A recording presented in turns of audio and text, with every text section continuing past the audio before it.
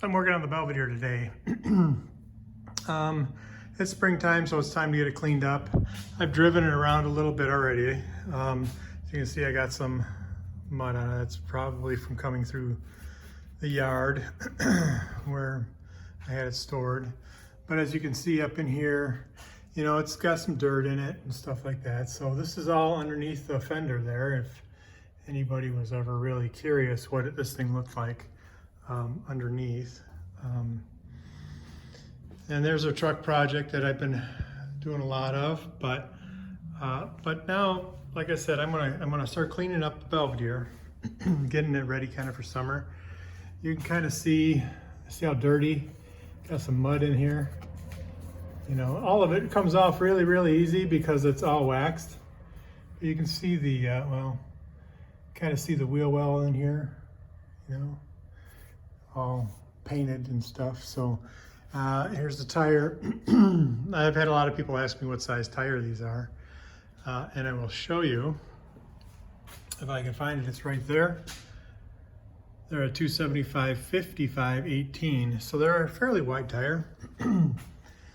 They're probably about as wide as you want to get on here. You could probably go a little bit more, but what'll happen is this part of the tire will rub on the upper part of the inner fender. Here's underneath a little bit. It's got the 3-inch exhaust, got the Dana 60. The gas tank is powder coated clear, so it resembles the actual stamping. It's all painted underneath here, of course. I struck a little leak with my rear end gasket here, so I ordered a new one of those. It's just seeping a little bit. You can see there's a little drip down here, but what I got to do is I got to take the wheels off, clean the wheels inside and out. I got to get into these wheel wells. There's another wheel well. Got to get in there and clean that all up, and we'll get the underneath of this all cleaned up. I have another issue. I got to change the master cylinder. I think the actual cap gasket, the rubber seal there, is actually leaking. So, but that's what these other drips are from, is from that. I don't lose brakes or anything like that. It's just that it's in the reservoir. So I'll knock all that stuff off there, and you can see, you know, I got some mud in there from driving. But that's what happens when you drive them. I'll show you the underneath when I get it back up. So before I get started, I'm going to show you the wheel well just a little bit better. So this is actually the inner wheel well in the front. You can see I've got, you know, protected wires here. I got the stainless steel master cylinder, or stainless steel emergency brake. But you can see that this is all mounted up here. It all goes to this box that I made. The box holds my brain box, the computer, the Holly ECU. You can see all the wires coming out here. All right, down here, this is the ugly part of the car, right? Inside the wheel wells. I am going to show you one of the rear wheel wells real quick, just to give you an idea on what this car really is. And you can see it gets kind of dark up in here, but kind of get an idea. You can see the exhaust here, the shocks, the differential, the stainless lines, including the stainless emergency brake. These are they're new leaf springs, but like factory, but I've taken them apart, powder coated them. These clamps, I replated them on both of them. This has all been powder coated. You know, even this has been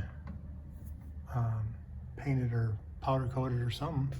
So this gives you an idea on the car. The other side of the front, though, has the AC And so you can actually see over here, these are the AC lines that come up and track here. So if you look right up here, this is where all the AC line, there's the dryer and everything is all right in there. I don't know if you can see that really well, but that's inside of the passenger side wheel well. These inner shields here are powder coated. Obviously this is all painted. This is all powder coated. These are the rubber flaps. This is all powder coated.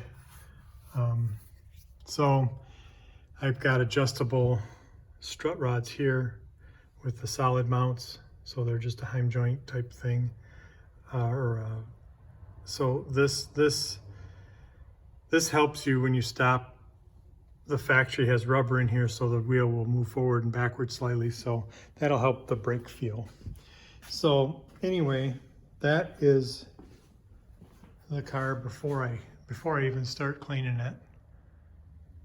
Okay, I just wiped down this inner front fender here, so you can kind of see. I just did a detail spritz on it, which kind of gives it a protection. But you can see up, you know, even up on the fender, inner fender and everything is all cleaned up. I just wiped down the control arm a little bit there. And then the back, we'll show the back quick. Gives you another idea. There's the back inner wheel well. It's kind of hard to get that, but you know, you get the idea. You can see the metallic in there. So yeah, that's the wheel wells and everything on there. So that's what I'm going to be doing. I got to do the rest of it. Now the underneath is the same. So there it is with the wheel back on. I just kind of cleaned the wheel a little bit. I haven't cleaned the tire yet, but the tire is pretty clean, but I'm still going to go over it. I like a tire that looks just kind of clean, not shiny. But I wanted to point out that these are actually chrome wheels, not polished aluminum. However, they are aluminum wheels, but they're chromed. The reason I did that is because chrome is easier to polish or clean than aluminum. But what I just use on there is I just use a Rain-X glass cleaner. That's all I use on that. And it gets them pretty clean, pretty shiny. I'll do that on all the bumpers too. You can see that on there. So yeah, this is how I start it. Just do this, then I'll do a little bit more of the underneath, and then I'll start working my way up. So I'm going to attempt to show kind of the underneath of my 65. So you can see over here, I'll try to get some light on there. You got, those are lower control arms are all powder coated. So is everything is powder coated or painted or plated. So that's kind of the way it is. I have a skid shield on here, and I went with kind of more of the early 70s skid shield rather than the 60s skid shield because I think it's a little nicer looking. But again, there's the other control arm. Come back, I got the TTI headers, the 700, no, this is a 46RH. My exhaust is kind of dirty right now, but that's what happens, you know. And then here's my floor. If I can kind of get a little further away shot of that, kind of coming back to the mufflers. They're Dynamax mufflers. I have a aluminum drive shaft. There's the rest of the floor on the driver's side. We'll come back here. Here's the Dana 60. I just got big drum brakes in the back. I have no problems with them. They're also powder coated. You can see that these backing plates are powder coated a different color than the drums. The drums are black. Rear end, of course, is all powder coated. I do have, you know, the limited slip tag, and I have a 373 tag here. This is seeping a little bit. I'm going to change that gasket tomorrow. And the gas tank is actually, like I had stated before, it's actually powder coated clear. And then here's the springs, exhaust, tailpipe, that's all TTI exhaust.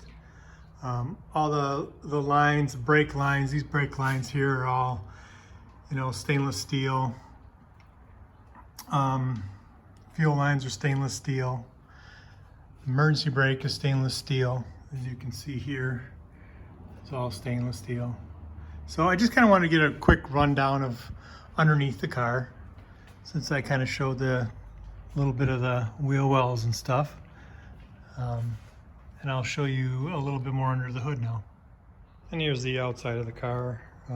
Just kind of get an idea what it is.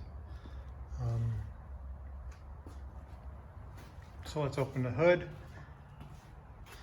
I'll kind of show you what I have here. This is a 512 cubic inch engine. It's got the Hilborn fuel injection system. That's the stack system. Original intake from 1968. I converted it to electronic. And if you can see these black lines down here, those are actually original style fuel lines for that intake back in the day. I'm using them as vacuum, but that would have been the lines that they would have used. And the distribution block in the middle would have been something they would have used, other than there would have been like a throttle thing here, or, you know, to meter the fuel. But since this is just all vacuum, I don't need to do that. But that is a 230 amp alternator. It idles at 180 amps. I think I've said that before in another video. But I've got a regular battery off the shelf. I put stickers in the red caps on, so it's nothing special. The the power booster on the master cylinder is a double. It's a double for like a Hemi car. So this is it. Then I have up here, I have a actual hole in the hood. You can see the hood scoop is here. You see it's all smoothed out like it would have been originally. So that's kind of just the rundown of the car. And I kind of went through it and I started cleaning it up a little bit. So I've gone through some of the interior on other videos, so I won't do that. But yeah, just to let you know, that's my Belvedere.